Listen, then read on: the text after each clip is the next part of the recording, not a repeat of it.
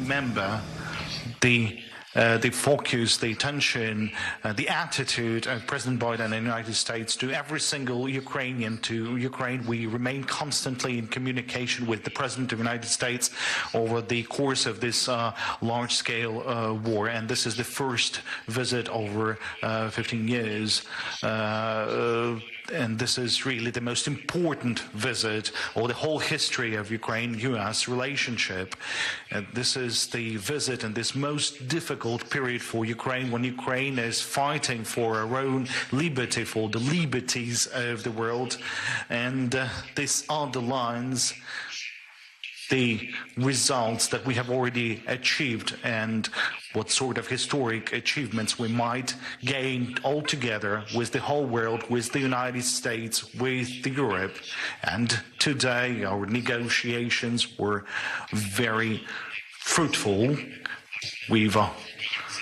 They were very important and crucial, and as has become traditional in relationship between our countries, I would like to extend words of gratitude personally to Mr. President Biden and to his team, to the Congress, to all the US people, and I thank you for this level of Ukraine-US cooperation. And this week will be marking 1 year of our fight against Russia's aggression. So it's very symbolic that we solidify our resilience through 2 meetings with the President of Ukraine, my visit in December and the visit of the Mr. President of the United States to Kiev today. The results of this visit will surely be seen and will surely have a reflection on the battlefield and in liberating our territories. The decision of the United States on Abrams tanks for Ukraine has already presented a foundation for establishing a tank coalition, and it's of historic importance in many other aspects, more specifically in air defense, in Patriots, for the defense of our cities. Now, this is a very fundamental and crucial reinforcement of our capacities. We've also talked about long-range weapons and the weapons that may still be supplied to Ukraine, even though it wasn't supplied before.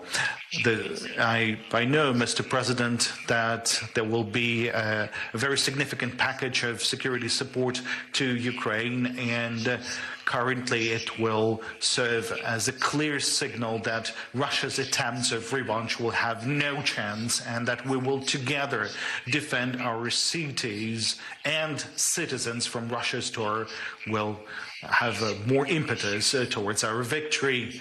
And today we have yet again underlined that we have our common vision with regards to the perspectives of this war. We have coordinated the follow-on pressure on the terrorist state. We are working hard on the reinforcement of sanctions, both bilaterally and in the form of G7, which is very important.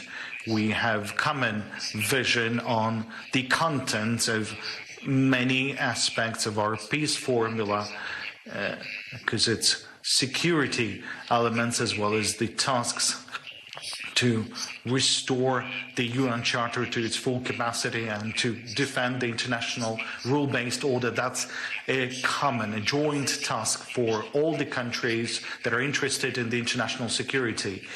The rebuilding and the recovery of justice is also very important for all those who was affected by the Russian terror, by the Russian war, and the aggressor has to take responsibility for the aggression and to reimburse all the damages. I thank to the President of the United States for supporting our work on restoring the justice, more specifically in the work of all of our institutions in that area. And we believe there's no alternatives to the establishment of the special tribunal.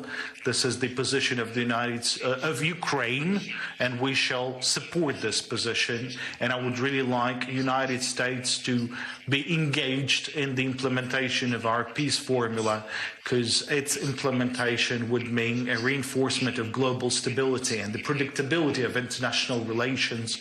And we have some achievements in this area already this week in New York, together with the United States of America.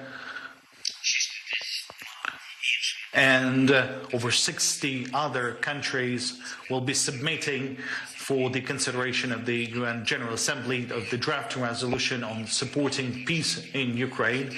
And on the eve of the 24th of February, we believe that the approval of this resolution would be very significant evidence to the fact that the terrorist state would never break a civilized country. And I think we are also opening a special tablet dedicated to the President Biden. The first call at the night of the 24th of February took place with the United States, and since that time we had conversations, and there was very significant attention to RFI, to the protection of Ukraine's democracy. Besides, there's the personal contribution in President Biden in solidifying the liberty and democracy in the world. This will be remembered eternally, and Ukraine is grateful to you, Mr. President, to all the U.S. citizens, to all those who cherish freedom just as we cherish them. Glory to our warriors, glory to our allies, and glory to Ukraine. Thanks for watching our YouTube channel. Follow today's top stories and breaking news by downloading the NBC News app.